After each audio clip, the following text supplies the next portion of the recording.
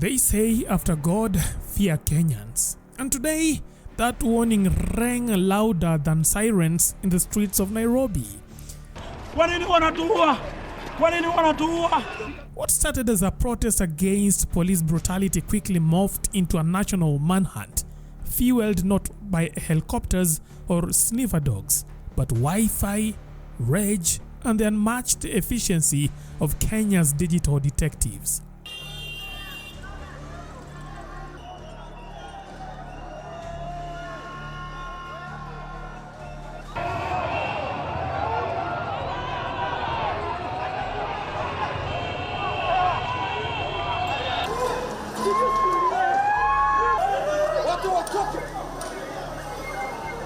You see, in a nation where frustration is currency and justice has long been a rumor, it took just one bullet, one trigger-happy cop, and one fallen vendor to ignite a people already on edge. When Kenyans decided to unite and fight, even silence runs for cover. Hapa wamekanyaga mahali pabaya. Tunajaribu kuambia Kasongo asiporekebisha hii government yake kama iko hivi Kenya hatutakubali kwa sababu sisi ndio majority. Kenya mzima. Angalia askari ni boy. Angalia watu. Angalieni. Ako live. Live bullet ziko. Angalieni. Wananisomea aje? Nini mnarusha mnaua watu? Hapana wanakuona. Wewe uko kazi yako, si ndio? Unaweza kuja kumrudishia. Na maandamano ni haki yetu. Haki yetu maandamano. Hiyo ni haki yetu.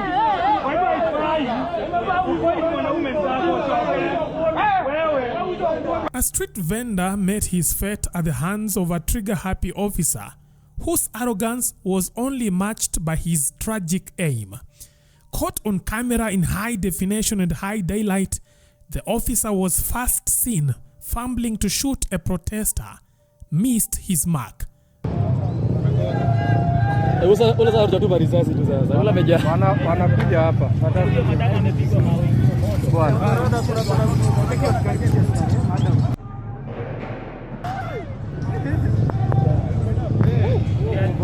Then stormed forward alongside a colleague. But it wasn't a protester who caught his attention. It was a humble vendor, standing peacefully. He is just there, minding his masks, literally selling them to protesters, hoping to shield themselves from the tear gas buffet. Now what happened next wasn't a warning shot. It wasn't a scuffle. It was a deliberate, deadly decision. One cop says something, the vendor turns, maybe to run, maybe to comply. He barely had time to blink, let alone turn, before the officer raises his weapon and pulled the trigger. Wow. The man dropped like silence after a scream, blood painting the pavement with a horror too raw to be fiction. The horror unfolds in broad daylight, and the cameras don't blink. No edits, no ambiguity. Just a man shot in the head for being in the wrong place, doing the most harmless thing, selling face masks. Good Samaritans rushed in, hearts pounding, hands trembling. They did what they could, compressing wounds, calling for help, whispering life into a man already dancing with death. Meanwhile, another vendor, a friend of the victim, sobs through her account of how the police had ambushed them like criminals, not citizens.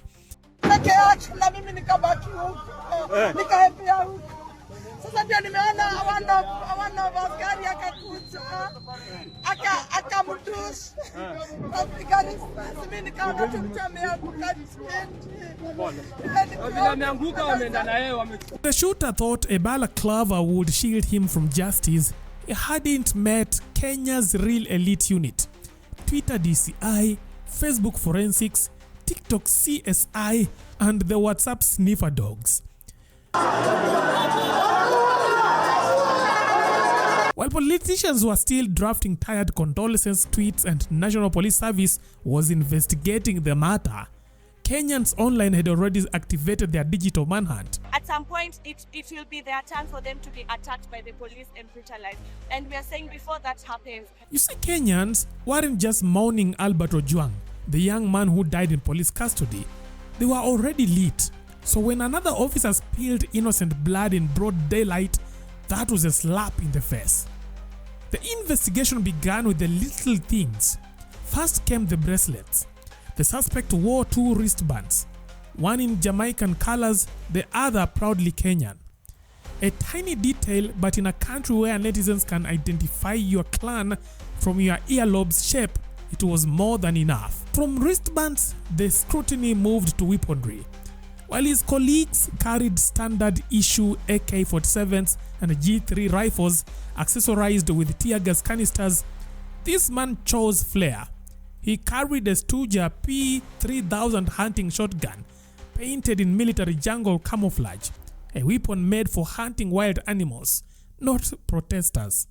And yet, here it was, held in his grip as chaos reigned around him. On his head sat a jungle green cap and scarf. On his feet, brown boots that didn't match the uniformity of his squad.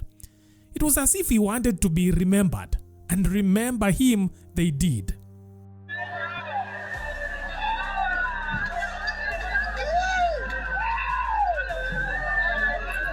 Oh my God! Kenyans began piecing together every grainy video, every smartphone snapshot, every accidental frame that might contain the mystery man.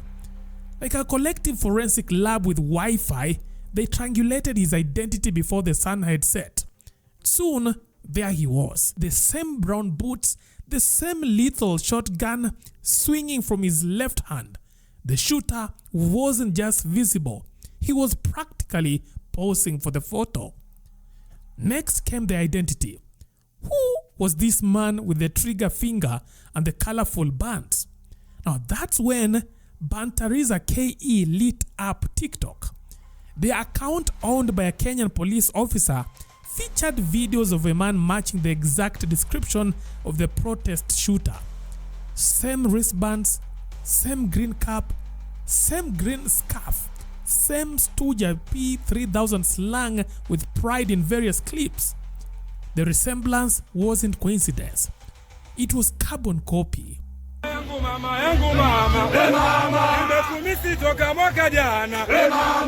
Was this the man behind the trigger? The one who raised his gun and shot a vendor whose only crime was selling face masks? Now, to many Kenyans, the answer was already clear.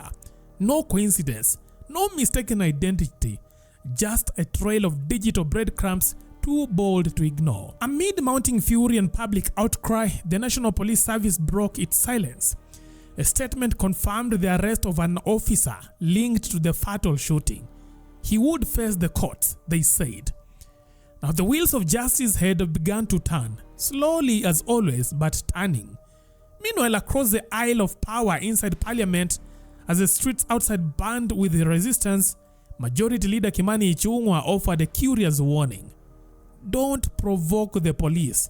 A peculiar statement, given that an armed man had just been gunned down for vending masks.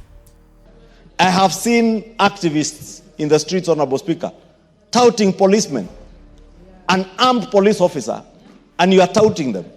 I saw somebody, Honorable Speaker, the other day in Nakuru, brandishing a machete at an armed police officer, and I must take this opportunity, Honorable Speaker, to commend that officer in Nakuru who was being taunted with a panga. His life would have been at risk, or the lives of other Kenyans, but he maintained his cool. That is the kind of spirit we want to see, Honorable Speaker. But we must also speak to our people. We must also speak to the public that let us also treat our policemen and women with respect, with honor, and with the dignity that they deserve. Honorable Speaker, it is said, Honorable Speaker, that if you want to know the cost of education, try ignorance. If you want to know the cost of chaos, Honorable Speaker, allow, Honorable Speaker, everybody to roam the streets and do what they want and withdraw the police from those streets any day.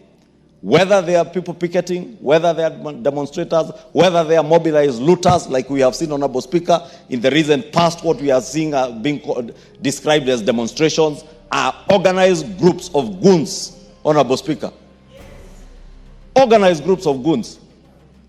And you know, shamelessly, I had a leader purport that even the cars that were burnt last week were nowhere in the register of vehicles at NTSA. And I want to dare the former deputy president. It is okay to go and incite people on vernacular radio, but you must have the decency to adduce evidence of every allegation and claim that you make. Otherwise, you continue to exhibit the sort of ignorance that you served with in office, even when you're out of office, Honorable Speaker.